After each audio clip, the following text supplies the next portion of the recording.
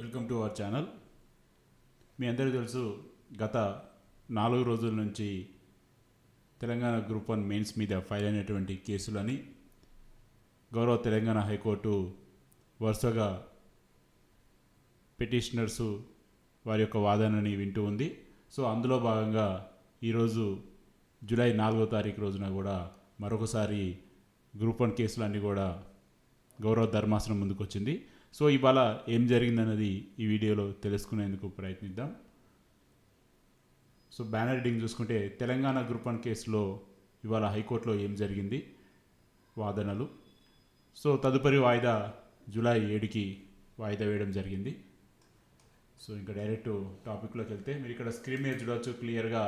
Court number 35, 4th day of July 2025, item number 80, 81, 82, 83, 84, 85, 86, 87, 88, 89. So ఇవన్నీ కూడా direct petitioners and implead petitions కలిపి ఒక బంచ్గా చేసి గౌరవ ధర్మాసనం అయితే వాదనలకు స్వీకరించింది. సో నిన్న దాదాపు పూర్తి డే కూడా టీజీపీఎస్సీ తరపున న్యాయవాది వారి యొక్క వాదనలు వినిపించడం జరిగింది. ఇవాళ ఎవరైతే సెలెక్ట్ అయిన అభ్యర్థులు అంటే తెలంగాణ గ్రూప్ 1 563 పోస్టులలో 1:1 సెలెక్ట్ అయిన అభ్యర్థులు కూడా ఈ యొక్క కేసులో ఇంప్లీడ్ అయ్యారు. అంటే వాళ్ళు కూడా కేసులోకి జాయిన్ అయ్యారు. సో వాళ్ళ యొక్క వాదనని ఇవాళ ధర్మాసనం వినడం జరిగింది. సో ఇవాళ పూర్తి డే దాదాపు మధ్యాహ్నం 12 గంటల నుంచి లంచ్ అవర్ తర్వాత మళ్ళీ పునఃప్రారంభించి దాదాపుగా ఒక 4 నుంచి 5 గంటల పాటు వారి యొక్క వాదనలని గౌరవ ధర్మాసనం అయితే విన్నట్టు మనకు సమాచారం. సో అందులోని ముఖ్యమైన పాయింట్స్ పరంగా మనం ఇప్పుడు చర్చించుకునేందుకు ప్రయత్నిద్దాం. సో మొదటిగా చూసుకుంటే సెలెక్ట్ అయిన అభ్యర్థుల తరపున ఉన్నటువంటి న్యాయవాది గారు వాదనలు ప్రారంభిస్తూ, కష్టపడి చదివి మంచి మార్కులు సాధించిన అభ్యర్థులు భవిష్యత్తుని కోర్టు పరిగణలోకి తీసుకోవాలని, ఈ కాంపిటేటివ్ పరీక్షల్లో ప్రతిభ చూపించి చివరి దశకు వచ్చిన వారి అభ్యర్థుల కష్టాన్ని మనం వెలకట్టలేము అని మరి ముఖ్యంగా చెప్పడం జరిగింది. అదేవిధంగా టీజీపీఎస్సీ చాలా ఖచ్చితమైన ప్రమాణాలు పాటించింది, ఎక్కడా కూడా అవకతవకలకి పాల్పడలేదు. అలాంటి ఆస్కారం లేకుండా చాలా సమర్థవంతంగా చాలా ఖచ్చితంగా బయోమెట్రిక్ సెంటర్లలో ఎంపిక, ఇవాల్యుయేషన్స్లలో నాణ్యత ప్రమాణాలు పాటించిందని తెలియజేయడం జరిగింది. అదేవిధంగా కేవలం ఊహాజనిత ఆధారాలతోటి ఈ యొక్క నియామక ప్రక్రియకి అడ్డుపడడం సరికాదు అని మరొక పాయింట్ అయితే చెప్పడం జరిగింది. అదేవిధంగా పిటిషనర్ చేసిన ఆరోపణలకి ఖచ్చితమైన ఆధారాలు లేవు.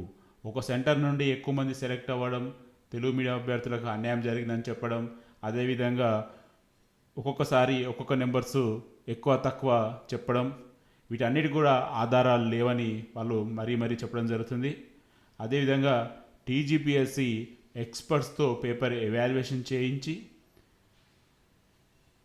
ఎక్స్పర్ట్స్ సూచనల మేరకే ఫలితాలను కూడా విడుదల చేసిందని వారు చెప్పడం జరిగింది.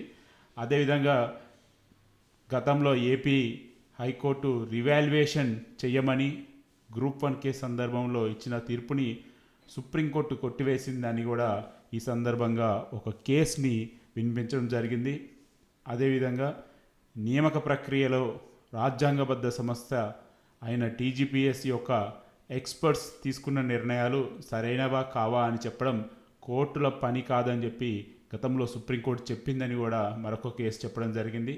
కాబట్టి ఊహాజనిత సోషల్ మీడియా పోస్టుల ఆధారంగా వేసిన పిటిషన్లు కొట్టివేయాలని కోరుకుంటున్నామని వాళ్ళు అడగడం జరిగింది. సో ఓవరాల్గా సెలెక్ట్ అయిన అభ్యర్థుల తరపున న్యాయవాది ఎవరైతే పిటిషన్ వేశారో ఈ కేసు, ఈ యొక్క పిటిషన్ని కొట్టివేయాలని వాళ్ళు అడగడం జరుగుతుంది.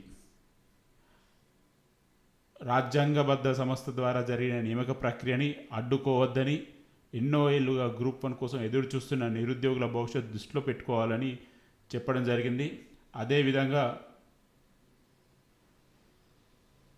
కోర్టులు ఊహాజనిత ఆరోపణల ఆధారంగా నియామక ప్రక్రియని అడ్డుకోరాదని కూడా తెలియడం జరిగింది. అంటే కోర్టులు అడ్డుకోరాదని కూడా వాళ్ళ తరపున న్యాయవాది చెప్పడం జరిగింది. అప్పుడు గౌరవ ధర్మాసనం కలుగజేసుకొని పదే పదే కోర్టుల పరిధి గురించి, అంటే కోర్టు యొక్క పరిధి గురించి గుర్తు చేయాల్సిన అవసరం లేదు, కోర్టులు కలుగ చేసుకోకూడదు అని చెప్పడంలో కొన్ని కండిషన్స్ ఉంటాయని, కోర్టులు కలుగ చేసుకునే అంశాలు కూడా ఉంటాయని ధర్మాసనం వ్యాఖ్యానించినట్టుగా తెలిసింది. సో ఓవరాల్గా ఒక క్లారిటీ మనం చూసుకుంటే ఇవాళ సమరీగా ఎవరైతే 1:1లో సెలెక్ట్ అయిన అభ్యర్థులు తరపున వారి యొక్క వాదనలో క్లియర్గా అయిందంటే టీజీపీఎస్సీ అన్నీ కూడా ఖచ్చితంగా ప్రామాణికంగా స్టాండర్డ్గా ఎక్స్పర్ట్ కమిటీతోటి చేసింది అంత క్లీన్ అని చెప్పేసి, ఎవరైతే కేసు వేశారో ఎవరైతే సెలెక్ట్ కాలేదో వారి యొక్క వాదనలని కేవలం ఊహాజనితం, ఆధారాలు లేనివి, అసత్య ఆరోపణలని వాళ్ళు చెప్పడం జరిగింది. అదేవిధంగా ఈ కేసుని డిస్మిస్ చేయాలని కూడా వాళ్ళు వాదించడం జరిగింది. సో ఓవరాల్గా పిటిషనర్ తరపున వాదనలు అయితే ముగిశాయి. సో మళ్ళీ సోమవారంకి వాయిదా వేయడం జరిగింది కోర్టు. సోమవారం రోజున పిటిషనర్లు మరొకసారి వారి యొక్క వాదనలు వినిపించే అవకాశం ఉంటుంది.